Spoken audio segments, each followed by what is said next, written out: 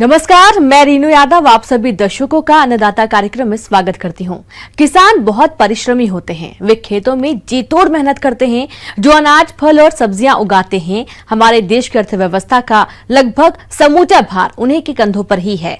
ऐसे ही भारतीय किसानों को खेती बाड़ी से जुड़ी बहुत सी नई, रोचक और लाभकारी जानकारियां देने के लिए हर रोज सुबह हम आपके साथ आते हैं। तो चलिए कार्यक्रम शुरू करने से पहले देखते हैं क्या है आज के अन्नदाता में। बैगन की फसल को नुकसान पहुंचाने वाले कीट रोगों का नियंत्रण।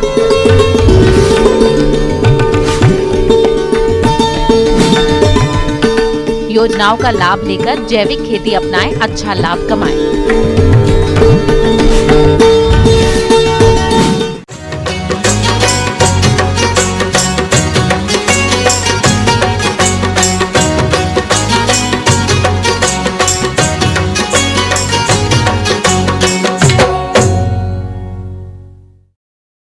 सब्जियों में बैगन की बाजार में मांग वर्ष भर रहती है, इसलिए किसान भाई इसकी खेती भी अधिक करते हैं।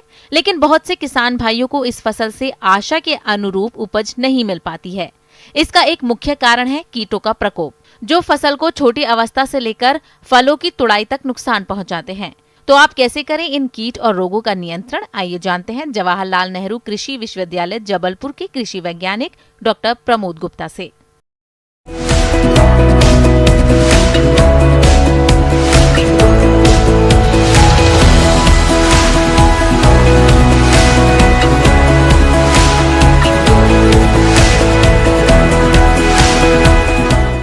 आज हम चर्चा करें आपसे बैगन की फसल, जिसे हम एग प्लांट के नाम से भी जानते हैं। तो बैगन में जो है बीज से लेकर उसकी कटाई तक दुनिया भर के कीड़े मकोड़े, बीमारी जो है उसमें प्रकोप जो है होता है जो भी है, और लगभग कई बार देखा जैसे ही हमने फसल लगाई वैसे उसका प्रकोप हो जाता है।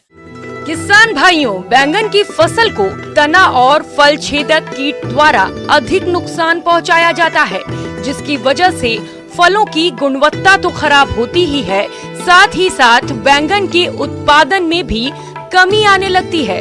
इसीलिए आप इनका समय रहते नियंत्रण कैसे करें, आइए जान लेते हैं।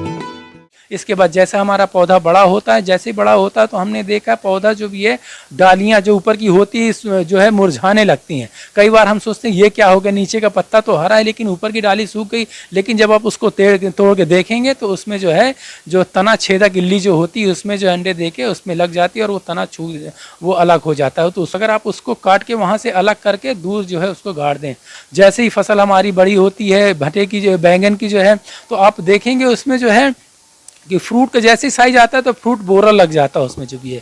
फ्रूट बोरर का अगर इन्फेक्शन आपको दिखे, हालांकि ये तो इल्ली जो है अंडे दे देती है, और हमेशा इस चीज़ का भी ध्यान रखें, इल्ली अंडे कब देती है, जब अगर आपका मौसम खराब हो, थोड़ा सा बदली छाए, तब जो इसके फ्रूट बोरर की इल्लियाँ जो है मेटिंग करती हैं। मेटिंग करने के तत्काल पश्चात 1 घंटे पश्चात जो ही वो फ्लावर के पास जाके वो एग लेइंग करती हैं। लगभग 20 से 25 अंडे जाके वहाँ पे जो है अंडे दे देती हैं, और जैसे उससे फ्रूट निकलता है उसी समय उसकी छोटी सी इल्ली अंदर चली जाती है, हमको दिखाई नहीं देती है जो भी है। तो किसान भाइयों, जैसे ही मौसम का मिजाज बदले, प्रबंधन करने के लिए जो भी है जैविक जो है जो कीटनाशक हमने बताया जो भी आपको, बिवेरिया बैसियाना और मेटराइजियम एनाइसोप्लाई 20 से 25 ml प्रति पंप के हिसाब से आप जो है इसका उपचार कर सकते हैं जो भी है। अगर साथ में अगर आपको अच्छी ये नहीं मिल रहा है तब आप रासायनिक में जाएं, तो रासायनिक में आप स्पाइनोसैट दवा का आप उपयोग करें। 7 से 8 ml दवा का उपयोग आप जो है कर सकते हैं प्रति 10 लीटर पानी में जो भी है, या इमामेक्टिन बेंजोएट दवा। अगर समय पे आपने समय को देखते हुए आपने तो निश्चित रूप से 100% आपकी फसल जो है सुरक्षित रहेगी और जो है हम इसको बचा सकते हैं। किसान भाइयों, इसके अलावा बैंगन की फसल में कुछ रोगों का प्रकोप भी होता है, जिनके कारण फसल कमजोर होकर खराब होने लगती है और उत्पादन में भारी कमी होने से किसानों को आर्थिक हानि का सामना करना पड़ता है। तो आप किस तरह से करें रोगों की रोकथाम, इसकी जानकारी कुछ इस प्रकार से है। इसके बाद हम देखें आगे जाएं तो देखा जाए इसमें एस्कोकाइटा ब्लाइट, बहुत सारी एंथ्रेक्नोज हो गया, अल्टरनेरिया ब्लाइट हो गया, कर्वुलेरिया हो गया, पूरे चकत्ते बन जाते हैं पूरे फसलों में जो भी है, जो कि पूरी फसल को जो है नुकसान करते हैं जो भी है। तो इसके प्रबंधन के लिए कार्बेंडाजिम मैनकोजेब दवा बहुत ही जो है सस्ती दवा है। इसका उपयोग भी 20 से 25 ग्राम प्रति पंप के हिसाब से डाल के जो भी है इसका स्प्रे करेंगे तो कोई भी जो फफूंद जनित रोग जो बीमारियां हैं जो कि चकत्ते बन जाते हैं उससे प्रबंधन जो है किया जा सकता है। तो ये किसान भाई कीड़े की और बीमारियों की बात हो गई। और मैं चर्चा करूं जब ये कई बार जो है जैसे हमारी फसल में नुकसान होता है, जो लिटिल लीफ ऑफ ब्रिंजल की प्रॉब्लम होती है, पौधे सिकुड़ने लगते हैं, जो कि व्हाइट फ्लाई एक होती है, और साथ में जैविजिट भी होता है, और कई बार एफिड भी ये देखा गया है जो कि हमें नग्न आंखों से जो है नेकेड आई से हमको दिखाई नहीं देता है।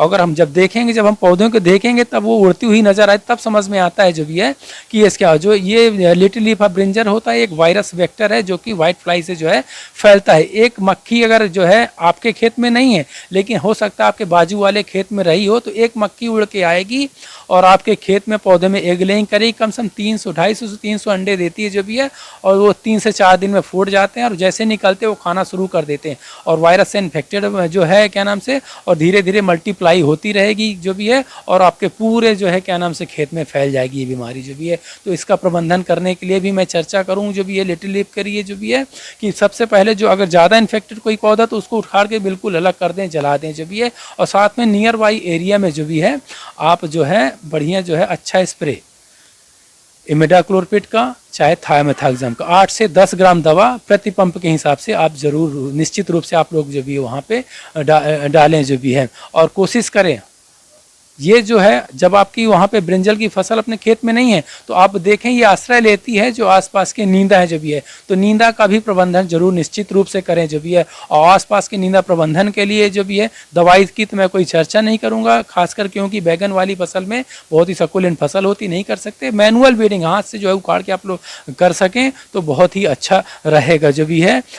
हो सकता है निश्चित रूप से आपको इसमें से लाभ मिलेगा और आप अच्छी फसल का जो भी है वो कर सकेंगे, और लगभग 1 एकड़ में जो है 300 से 400 कुंटल बैंगन की जो है आराम से आप निकाल सकेंगे। धन्यवाद।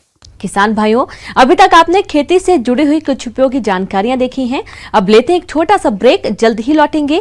कार्यक्रम में आगे भी है खेती बाड़ी से जुड़ी हुई बहुत सी महत्वपूर्ण जानकारियां, तो बने रहिए हमारे साथ। बाद आप सभी दर्शकों का अन्नदाता में स्वागत है। चलिए अब रुख करते हैं अगली कड़ी की ओर।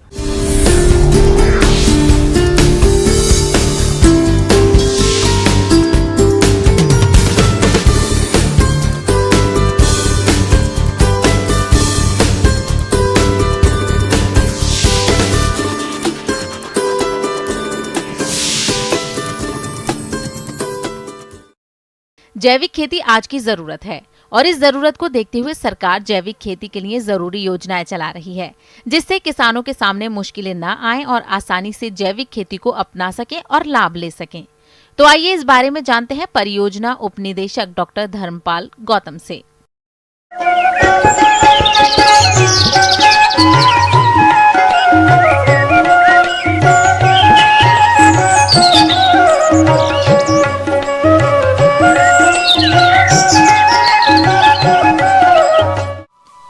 भोजन हर किसी की जरूरत है, लेकिन भोजन अगर जहरीला होगा तो सेहत के लिए घातक बन जाएगा। और आज अधिकतर लोग किसी न किसी रूप में थोड़ी मात्रा में जहर ले रहे हैं। यही वजह है कि लोगों को आज कई तरह की जानलेवा बीमारियां हो रही है। ऐसी समस्याओं से बचने के लिए जैविक खेती आज की जरूरत बन गई है। आज जैविक खेती किसान कर तो रहे हैं, लेकिन बहुत कम ही किसान कर रहे हैं, जिससे बाजार में जैविक उत्पादों की बहुत कमी है और कीमत भी अधिक है। ऐसे में आज जैविक खेती अपनाने की जरूरत है, जिससे किसानों को तो लाभ हो ही, उपभोक्ताओं को भी स्वादिष्ट और सेहत वाला भोजन मिले। यदि आप नेचुरल फार्मिंग की तरफ जुड़ना चाहते हैं, या आपके विचार में, या आपके दिमाग में बात आ गई कि हम नेचुरल फार्मिंग करेंगे, तो हम थोड़ी सी इसके ऊपर विचार करेंगे और डिस्कस करेंगे कि अब सरकार आपकी क्या मदद कर सकती है। तो अगर हमारे पास पहाड़ी गाय या देसी गाय नहीं है तो हम इस विधि को नहीं कर सकते। जैविक खेती करनी है तो आपके यहाँ गाय का होना जरूरी है, और देसी गाय हो तो सबसे अच्छा होगा, क्योंकि देसी गाय के गोबर और मूत्र में अधिक मात्रा में लाभदायक जीवाणु होते हैं, जिससे मिट्टी की उपज की क्षमता बढ़ती है। आप अगर जैविक खेती करना चाहते हैं तो सरकार जैविक खेती को प्रोत्साहन दे रही है, जिसका आप लाभ ले सकते हैं। तो सबसे पहली बात है, इसमें हमारे पास पहाड़ी गाय या देसी गाय होना जरूरी है। तो उस देसी गाय को लेने के लिए सरकार की तरफ से जो अनुदान आपको दिया जा रहा है वो है 50%, मैक्सिमम 25,000 रुपये। अगर आपकी गाय 50,000 की गाय है तो सरकार आपको सब्सिडी दे देगी 25,000 रुपये। अगर 50,000 से ऊपर की है तब भी मैक्सिमम आपको 25,000 ही मिलेगा। इसके अलावा जहाँ इस गाय को आप बांधेंगे, जहाँ इस गाय को आप रखेंगे, उस गाय के, क्योंकि गाय का जो गोमूत्र है आपके काम की चीज़ है, गोबर काम की चीज़ है। गोबर तो कभी भी गाय देकर के आप इकट्ठा कर लेंगे, पर जो गाय का जो गोमूत्र है उसको इकट्ठा करने की थोड़ी दिक्कत है। उस गाय के फर्श को पक्का करने के लिए सरकार की तरफ से आपको सब्सिडी 80% मैक्सिमम 8,000 रुपये सब्सिडी सरकार दे रही है, ताकि उसमें एक स्लोप दे करके, एक चैनल सी बना करके और बाहर एक थोड़ा टैंक सा बना करके उसमें आप कोई बर्तन रख ले, उसमें उसका जो गोमूत्र इकट्ठा होता रहे। 8,000 रुपये सब्सिडी उस गाय के गोमूत्र को इकट्ठा करने के लिए सरकार की तरफ से आपको मिल रही है। तीसरी सब्सिडी दे रही है आपको सरकार की, यदि आपने जैसे मैंने बात की आपको जीवामृत या अग्नि अस्त्र या ब्रह्मास्त्र या दूसरे अस्त्र जैसे 10 नियारक, अगर आपने इस तरह के अस्त्र बनाने हैं उनके लिए आपको ड्रमों की जरूरत पड़ेगी। जो प्लास्टिक के ड्रम हैं उनमें पानी डाल करके यहाँ बना पाएंगे, तो इसके लिए सरकार आपको ड्रमों में जो है वो 75% जो अनुदान दे रही है। 75% अनुदान सरकार जो है इन ड्रमों के ऊपर दे। अगर आपका ड्रम की 1,000 रुपये का है तो उसमें 750 रुपये सरकार आपको सब्सिडी देगी, और एक आदमी को 3 ड्रम तक सब्सिडी के ऊपर दिए जा रहे हैं। 2,250 रुपये सब्सिडी एक किसान को हम इसमें दे देंगे।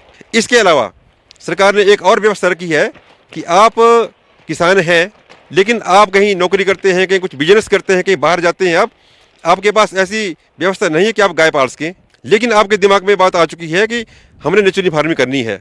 जो भी हमारे पास ज़मीन कम या ज़्यादा जो ज़मीन है उस ज़मीन में हमने प्राकृतिक खेती करनी है। तो उस प्राकृतिक खेती करने के लिए जब आप गाय नहीं पाल सकते तो क्या करेंगे? इसके लिए सरकार ने जो हमारे गांव में कोई सक्षम लोग है जिसके पास गाय है और वो अपने गाय के उस गोमूत्र से और गोबर से जीवामृत बना सकता है, घन जीवामृत बना सकता है, अग्निअस्त्र बना सकता है, नीमास्त्र बना सकता है, बनाए, अपने पास रखे, बोतलों में भरे, किसी बर्तन में डाले और उसको बेचे। इस तरह से अगर कोई किसान ऐसा तैयार होता है उसके लिए सरकार उसकी मदद के लिए 10,000 रुपये सब्सिडी उसको अलग से दे रही है, ताकि वो अपने घर में अपने खेतों में भी प्रयोग करें। और जो इस तरह के लोग हैं जो नहीं बना सकते हैं, गाय नहीं पाल सकते, उनको भी बहुत ही कम कीमत के ऊपर सरकार ने हर चीज़ का रेट फिक्स किया हुआ है। जैसे आपका जीवामृत है तो 2.5 रुपये लीटर है, अग्निअस्त्र है 35 रुपये लीटर है। इस तरह के पूरे रेट सरकार ने फिक्स कर रखे हैं। उस रेट के माध्यम से वो और बाकी किसानों के लिए उसको बेच सकता है। 10,000 रुपये सरकार उसको मदद देगी, बाकी अपने घर में बनाएगा, उसको बाहर के जाने की जरूरत नहीं है। इस खेती को सफल बनाने के लिए जैविक खाद, जैविक दवाएं तैयार की जाती है, जिससे फसलों में पोषक तत्वों की पूर्ति और रोग कीटों का नियंत्रण किया जाता है। इन चीजों को तैयार करने के लिए कृषि विभाग किसानों को ट्रेनिंग भी देता है, जिससे आप लाभ लेकर जैविक खेती को आसानी से कर सकते हैं। इसके अलावा सबसे बड़ी बात मैं एक और आपके साथ शेयर करना चाहता हूँ, क्योंकि कई बार हम क्या करते हैं, पैसों के लालच में जिंदगी भर हम जहर का प्रयोग करते रहते हैं, अपने खेतों में खादों को डालते रहते हैं, दुनिया भर की इंसेक्टिसाइड फंजीसाइड का प्रयोग करते हैं, और भगवान न करे कई बार ऐसा हो जाता है कि हमारे परिवार में कोई ऐसा आदमी उस जहर से ग्रसित हो जाता है, कैंसर से पीड़ित हो जाता है, ऐसी कोई बीमारी, हार्ट की बीमारी फंस जाती है, और हम प्राइवेट हॉस्पिटलों के लिए सारा पैसा देते हैं। जो हमने सारी कमाई की होती है सारा का सारा पैसा प्राइवेट हॉस्पिटलों को चला जाता है और हम जीरो हो जाते हैं। तो इससे हम ऐसी पद्धति से अपनी खेती करें जिसमें ना कोई जहर हो, ना हमारा कोई पैसा ऐसे कहीं बेतुका कहीं ऐसे हॉस्पिटलों में जाए और हम भी स्वस्थ ना रहें। और अगर हम नेचुरली फार्मिंग से करेंगे तो इस तरह की कोई दिक्कत नहीं होगी, बीमारियां भी नहीं फैलेगी और हम स्वस्थ रहेंगे, परिवार स्वस्थ रहेगा और प्रेम भाव बढ़ेगा हमारा। तो सभी से निवेदन है कि इस विधि को अपनाएं। आगे और भी खेती बाड़ी से जुड़ी बहुत सी रोचक जानकारियां, पर यहाँ पर रुकेंगे एक और छोटे से ब्रेक के लिए, जल्द हाजिर होते हैं। ब्रेक के बाद एक बार फिर से आप सभी दर्शकों का अन्नदाता कार्यक्रम में स्वागत है। बढ़ते हैं अगली प्रस्तुति की ओर।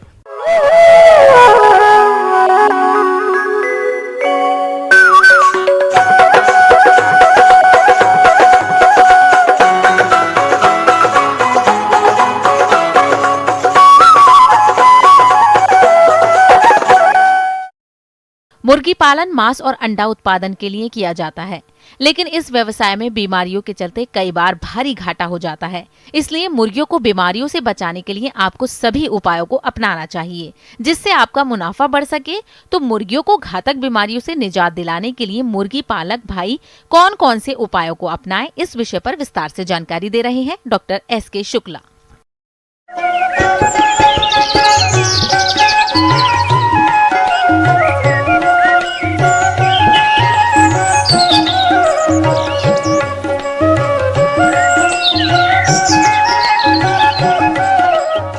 किसान भाई मुर्गी पालन का कार्य करते हैं और ऐसे किसान भाई जो मुर्गियों को पालते हैं तो उनको बहुत सारे रोगों की संभावनाएं रहती है मुर्गियों में। तो जो कुछ ऐसे रोग हैं जो कि मुर्गियों में फैलते हैं और मुर्गियों में रोग कैसे फैलते हैं इसके बारे में हम विस्तार से बताएंगे। मुर्गी पालन व्यवसाय में जो सबसे बड़ी बाधा आती हैं वो हैं बीमारियां, जिससे कई बार इतना नुकसान हो जाता है कि मुर्गी पालने वालों को भारी घाटा हो जाता है। इसलिए उपचार से बेहतर बचाव सबसे अच्छा विकल्प है। रोग फैलने के तो वैसे तो बहुत से कारण हैं, लेकिन कुछ संक्रामक रोग होते हैं। संक्रामक रोग वैसे हैं जिनको हम छुआछूत का रोग कहते हैं, जो बीमार मुर्गी से स्वस्थ मुर्गी में फैल जाते हैं। और ऐसे संक्रामक रोग जो छुआछूत से फैलते हैं वो विषाणु जनित हो सकते हैं, जीवाणु जनित हो सकते हैं। तो रोग फैलने के बहुत से कारण है, जैसे मनुष्य रोग फैलाने में सबसे ज़्यादा सक्षम है। इसके अतिरिक्त जो बीमार मुर्गियां हैं वो स्वस्थ मुर्गियों को रोग फैलाती हैं। जो मुर्गी घर में जो बर्तन इस्तेमाल होते हैं, जो बिछावन इस्तेमाल होता है, या बहुत से ऐसे लोग जो देखने के लिए मुर्गियों को आते हैं वो भी जो है ये रोग फैला सकते हैं। तो बहुत से पशु पक्षी हैं, जैसे कुत्ते हैं, नेवले हैं, चूहे हैं, ये भी रोग फैलाने में सक्षम है। और संक्रामक रोग तो एक स्थान से दूसरे स्थान पर हवा के माध्यम से भी चले जाते हैं, मक्खियों के माध्यम से चले जाते हैं। कई बार जो है खटमल है, पिस्सू है, ये भी रोग फैलाते हैं। मुर्गी पालक भाइयों, जैसा कि आप जानते हैं कि किसी भी बीमारी में उपचार से अच्छा बचाव ही होता है। इसलिए आप अपनी मुर्गियों को उनमें होने वाली घातक बीमारियों से बचाने के लिए कौन कौन से उपायों को अपनाएं, आइए जानते हैं। तो किसान भाई इस चीज़ को ध्यान रखें कि जो रोग ना फैलने पाए, इसके लिए कुछ चीज़ें करें। जैसे जो कुक्कुटशाला है या जो मुर्गियों का घर है, उसका निर्माण इस तरीके से कराएं कि उसका फर्श पक्का हो, फर्श में कोई छेद ना हो, और जो उसकी दीवारें हैं वो प्लास्टर वाली हो, उनमें भी छेद ना हो, क्योंकि जितनी छेददार दीवारें होंगी या फर्श छेद वाला होगा उसी में जीवाणु पनपते हैं और उससे वो रोग फैलाते हैं। उसी तरीके से जो पानी की व्यवस्था है वो उचित होनी चाहिए, पानी के बर्तनों की संख्या उचित होनी चाहिए। आमतौर पे 50 चूज़ों पे एक पानी का बर्तन और 50 चूज़ों पे एक दाने का बर्तन रखते हैं। उसकी ऊंचाई भी उम्र के आधार पे होनी चाहिए। जैसे जैसे चूज़ों का आयु बढ़ती जाए वैसे वैसे पानी के बर्तनों की ऊंचाई बढ़ाते जाएंगे, ताकि उनको पानी पीने में कोई दिक्कत ना हो, दाना खाने में कोई दिक्कत ना हो। जैसे कुछ लोग हैं वो मुर्गी घर को देखने के लिए आ जाते हैं, मुर्गियों को देखने के लिए आ जाते हैं। ऐसे लोगों को मुर्गी घर में नहीं आने देना चाहिए, क्योंकि ऐसे लोग हो सकता है जूते के माध्यम से, चप्पल के माध्यम से, उनके पैरों के माध्यम से, कपड़ों से रोगाणु ले आएँ और वो मुर्गी घर में बीमारी फैला दें। इसी तरीके से बहुत सी बीमारियां हैं जिनके लिए टीकाकरण का भी कार्यक्रम किया जाता है। टीकाकरण करने से बहुत सी ऐसी बीमारियां हैं जो ठीक हो जाती हैं, जैसे रानीखेत रोग है, गंबोरो बीमारी है, कुक्कुट चेचक रोग है और मैरेक्स बीमारी है। इन सब के हम टीकाकरण करते हैं। जो मैरेक्स बीमारी है उसका टीकाकरण 1 दिन की आयु पर होता है। ये 0.2 मिलीलीटर गर्दन में लगाते हैं और ये आमतौर पर जो हेचरी है, जहाँ से चूजे आप लेते हैं, वहीं से लग करके आता है। फिर 6 से 7 दिन की आयु पर रानीखेत का टीका लगाते हैं। ये 1 बूंद आँख में या नाक में डालते हैं या पानी में घोल करके पिला सकते हैं।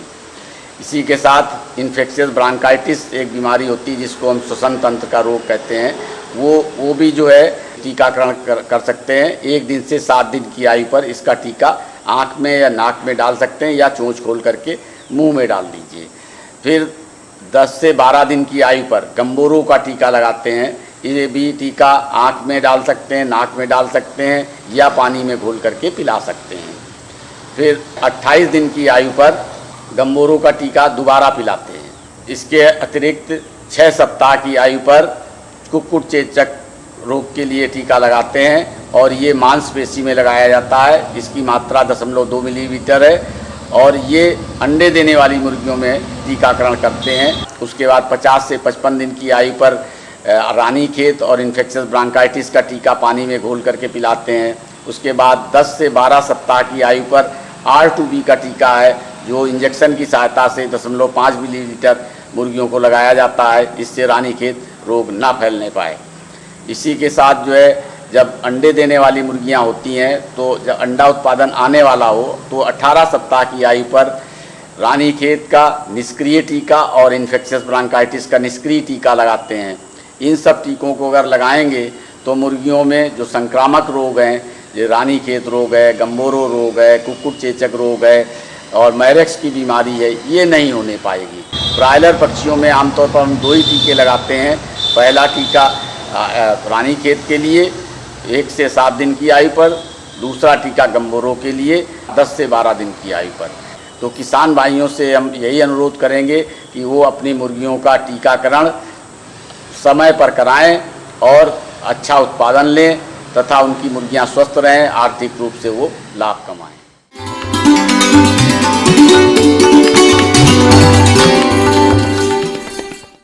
अन्नदाता हेल्पलाइन निःशुल्क फोन संपर्क सेवा के माध्यम से आपके द्वारा पूछे गए प्रश्नों में से 1 या 2 महत्वपूर्ण प्रश्न को हम अपने कार्यक्रम में शामिल करते हैं और इसी के तहत आज का चयनित प्रश्न और उसका जवाब इस प्रकार है। आज की अन्नदाता हेल्पलाइन में हमने जिस प्रश्न को शामिल किया है उसे पूछा है ग्राम नांदेड़, जिला टीकमगढ़ के राजा राम साक्य ने।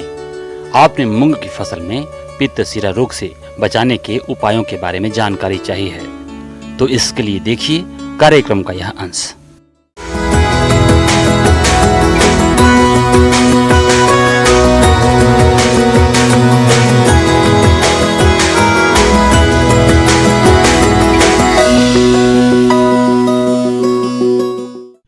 आज आप लोगों से हम जो मूंग के बारे में बात करेंगे। जो हम देखते हैं कि मूंग की खेती करते हैं, उसमें बहुत सारे उत्पादन जो उसका कम होने का बहुत सारा कारण होता है। खास करके एक जो उसमें अटैक जो डिजीज़ का होता है, उसमें येलो मोजाइक वायरस जो है उसके अटैक के कारण बहुत ज़्यादा समस्या उत्पन्न होती है और हमारे उत्पादन को प्रभावित करती है। आज के डेट में आप जान ही रहे हैं, सुन रहे हैं, काफ़ी जो कोरोना वायरस चला हुआ है, उसी तरह का ये हमारे पौधों के लिए, फसलों के लिए येलो मोजाइक वायरस जो है YMV के नाम से जानते हैं, जो कि काफ़ी नुकसानदेह है। पीला मोजेक रोग सफेद मक्खी द्वारा फैलती है। मक्खी एक रोगग्रस्त पौधे की पत्ती पर बैठती है और मक्खी जब दूसरे पौधे पर बैठती है तो पूरे खेत में संक्रमण फैल जाता है। इस तरह से ये रोग पौधों में फैलता है। रोग ग्रसित पौधों में पीलापन पीला मोजेक बीमारी की वजह से होता है, जो एक विषाणु जनित बीमारी होती है। अगर रोग के लक्षणों की बात करें तो पौधे की वृद्धि कम हो जाना, पौधों का पीलापन, ऐंठ जाना, सिकुड़ जाना इत्यादि लक्षण प्रदर्शित होते हैं। कभी कभी पत्तियां भी खुरदुरी हो जाती हैं और मोटापन लिए गहरा हरा रंग धारण कर लेती हैं। रोग के लक्षण प्रारंभ में फसल पर कुछ ही पौधों पर प्रकट होते हैं और धीरे धीरे बढ़कर भयंकर रूप धारण कर लेते हैं। तो इसमें खेती में प्रबंधन के साथ साथ जो ज़रूरी है येलो मोजाइक वायरस को कंट्रोल करने का, उसमें है कि सही बीजों का चयन होना चाहिए जो कि रेसिस्टेंट वैरायटी हो। तो इसमें हम जो किस्मों का चयन करते हैं उसमें हमारे पास PDM 11 काफ़ी अच्छी किस्म है, अच्छी वैरायटी है, आप इसको ले सकते हैं। पूसा विशाल है, हम 16 है, ये सब किस्में जो हैं काफ़ी अच्छी है।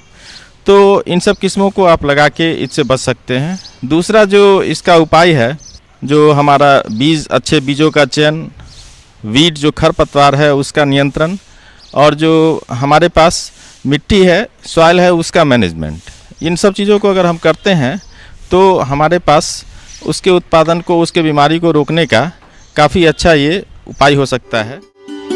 रोग से बचाव हेतु बीजोपचार के लिए बीजों को इमिडाक्लोप्रिड या एसिटामिप्रिड घोल में डुबोकर उपचारित करें। रोग ग्रसित पौधों को उखाड़कर जला दें, साथ ही खेत में पीले चिपचिपे प्रपंच लगाएं। उसका वेक्टर जो व्हाइट फ्लाई होता है, जो सफ़ेद मक्खी होती है, उसके कारण ये उत्पन्न होता है ये वायरस। तो इसको कंट्रोल करना, जो होस्ट है उसको कंट्रोल करना ज़्यादा ज़रूरी है। तो इसे एक बार अटैक होने के बाद इस वायरस को कंट्रोल करना थोड़ा टफ होता है। तो फिर भी आप प्रिकॉशनरी मेजर के रूप में आप इसमें 2 बार स्प्रे करें, एक तो 25 दिनों पे और दूसरा 45 दिनों पे। तो उसका जो डोज होगा 0.5 ml प्रति लीटर पानी आप इसका इस्तेमाल करें तो इसको रोका जा सकता है। इसके बाद जो है विभिन्न और पहलू हैं, तो उसमें फसल चक्र जो है क्रॉप रोटेशन वो करके आप इसको रोक सकते हैं। तो ये यहाँ पे इस तरह से ये रोकने का हम काम कर सकते हैं और हमारे जो फसल है उसका उत्पादन बढ़ा सकते हैं। किसान भाइयों, अन्नदाता आपकी सेवा के लिए संकल्परत है।